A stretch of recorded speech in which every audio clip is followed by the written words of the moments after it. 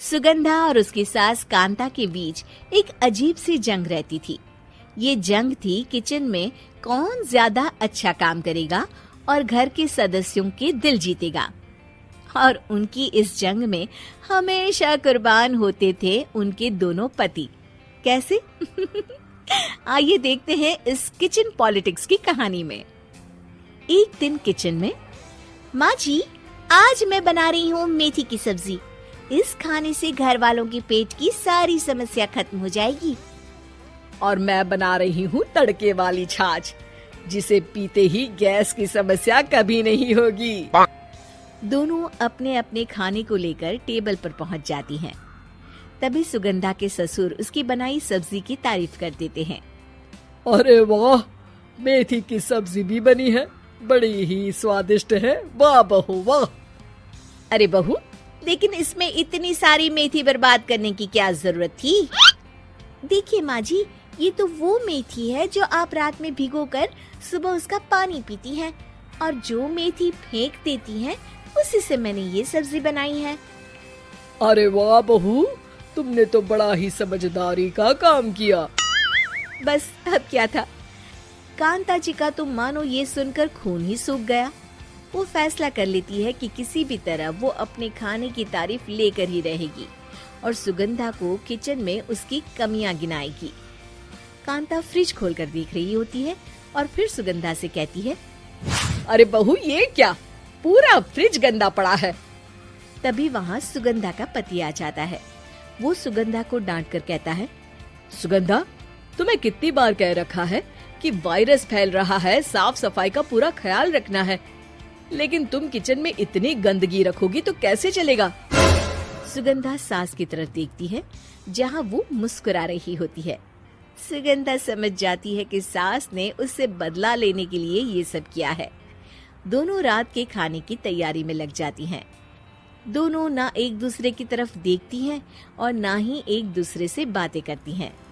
रात को खाने की टेबल पर एक एक कर दोनों कई तरह के अलग अलग व्यंजन टेबल पर लगा देती हैं और अपने अपने पति के पास जाकर खड़ी हो जाती हैं। अरे खाइए जी खाइए, मैंने बड़ी मेहनत से बनाया है। प्लेट में वो खाना डालती हैं। सुगंधा भी दोनों की प्लेट में खाना डालते हुए कहती है, बड़ी ही मेहनत लगी है इस खाने को बनाने में। हाँ, दोनों को ना चाहते हुए भी सारा खाना खाना पड़ता है। कहीं दही तो कहीं मलाई तो कहीं मसाला। और इन सब के बाद दोनों बड़ी ही मुश्किल से अपने कमरे में सोने जाते हैं। लेकिन अगली सुबह सुगंधा का पति चिल्ला रहा होता है, हाय रे, हाय मेरा तो पेट खराब हो गया, हाय माँ बहुत दर्द हो रहा है। तो वहीं कांता के कमरे से भी कुछ ऐसी ही आवाज आने लगती है। हे भगवान, इस सास बहू की लड़ाई हमारी जान लेकर रहेगी। जाओ कोई डॉक्टर को बुला कर लाओ। डॉक्टर आते हैं। दोनों को देखकर कांता और सुगंधा से कहती हैं, देखिए, आप दोनों इन्हें खाने में हल्का ही दीजिएगा। हो सके तो रात का खाना जल्दी खाया करे और वॉक किया करे। इतना कहकर डॉक्टर वहाँ से चले जाते हैं। जिसके बाद एक बार फिर से दोनों बहुएं किचन में जाती हैं और खाना बनाने में लग जाती हैं। रात में खाने के टेबल पर दोनों एक बार फिर से खाना लगाने लगती है। पापा जी, मैंने ये पतली मूंग की दाल की खिचड़ी के साथ ये पापड़ और पुदीने की चटनी भी बनाई है। अरे बहू, अभी अभी बेचारे पेट की बीमारी से गुजरे हैं, इतना भारी खाना तो डॉक्टर ने भी मना किया है ना। देखिए, मैंने आप दोनों के लिए सूप बनाया है। और दोनों उन लोगों की प्लेट में खाना डालने लगती हैं। तभी दोनों एक साथ बोल पड़ते हैं, बस करो, हमें माफ करो, हमें नहीं खाना इस घर में, ना खिचड़ी और ना ही सूप। हम इंसान हैं, एक वक्त में एक ही खाना खा सकते हैं।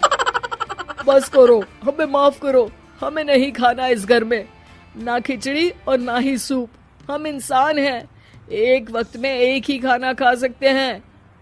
इतना कहकर वो दोनों वहां से चले जाते हैं। कहानी का अंत। आप लोग उम्मीद कर रहे होंगे कि अंत में सब ठीक हो जाएगा। नहीं जनाब, अगर सास बहू के बीच सब ठीक हो जाए तो आप ये सीरीज देखे ही क्यों? तो मजा लीजिए इस चैनल में सास बहू से जुड़ी कहानियों का, क्योंकि ये ऐसा रिश्ता है जिसकी मिठास उसकी खटास में हमेशा ज्यादा ही रहती है।